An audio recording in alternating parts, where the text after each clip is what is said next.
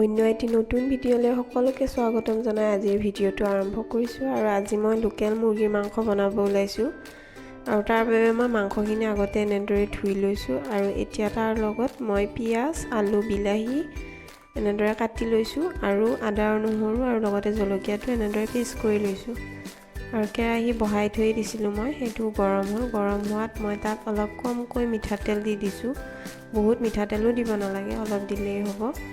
আৰু এতিয়া মই চেনি আৰু লগত এচিকুটমান হালধি দিছোঁ যাতে গাত তেল নিছিটিকে তাৰ বাবে মই হালধিটো দি দিছোঁ আৰু এতিয়া মই কাটি থৈ দিয়া পিয়াজখিনি তাত দি দিম আৰু পিয়াজটো আপোনালোকে ইচ্ছা কৰিলে এনেদৰে ৰাউণ্ড সাইজতো কাটি ল'ব পাৰে আৰু এইখিনি এতিয়া অলপ সময় মই ভাজি ল'ম এতিয়া মই তাৰ লগতে আকৌ আদা আৰু নহৰু পেষ্ট কৰি থোৱাখিনিও দি দিম আৰু এইখিনিও 2-3 মিনিট সময়ৰ বাবে আকৌ ভাজি ল'ম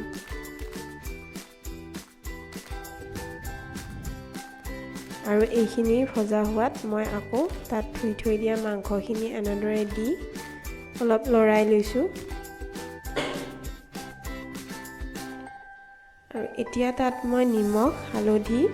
আৰু জিৰা গুড়ি অলপ দি ল'ম দি লোৱাৰ পিছতো আকৌ মই সেইখিনি অলপ সময় ভাজি ল'ম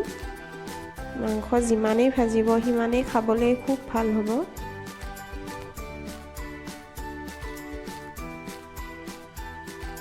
আৰু এতিয়া মই তাত নেমু এপিচ কাটি লৈছিলোঁ তাৰে ৰসটো উলিয়াই দিম যাতে মাংসবোৰ ভাজি থাকোঁতে ভাঙি নাযায় তাৰ বাবে দি দিম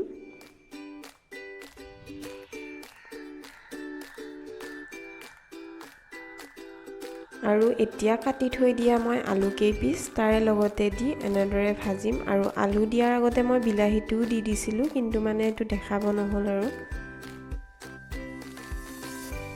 আৰু যদি তলত লগাৰ দৰে হয় তেতিয়াহ'লে আপোনালোকে অলপ পানী দি ভাজি থাকিব পাৰিব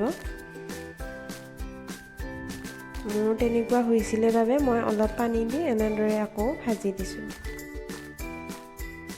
আৰু আপোনালোকে যদি মোৰ ভিডিঅ' চাই ভাল পায় তেতিয়াহ'লে মোৰ ভিডিঅ'টো লাইক কৰিব বুলি আশা থাকিলে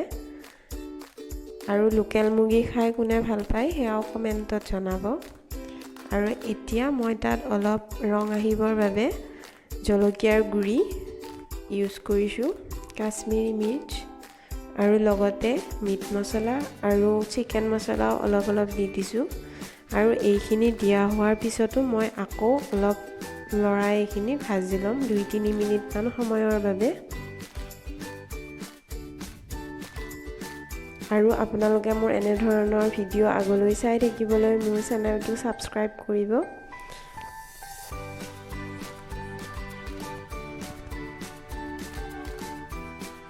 আৰু এনেদৰে অলপ পানী দি আপোনালোকে ভাজি থাকিব আৰু এতিয়া মই গুড়ি কৰি থৈ দিয়া জলকীয়াখিনিও তাত দি দিম আৰু জলকীয়াটো দিয়াৰ পিছতো মই আকৌ এনেদৰে 2-3 মিনিটমান সময়ৰ বাবে ভাজিম এতিয়া মই তাত অলপ পানী দি দিম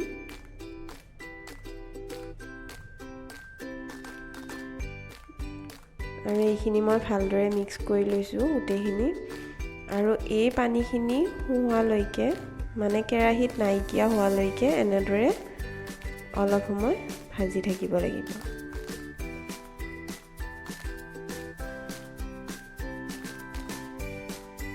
আৰু এতিয়া মই অলপ বেছিকৈ পানী দি দিছোঁ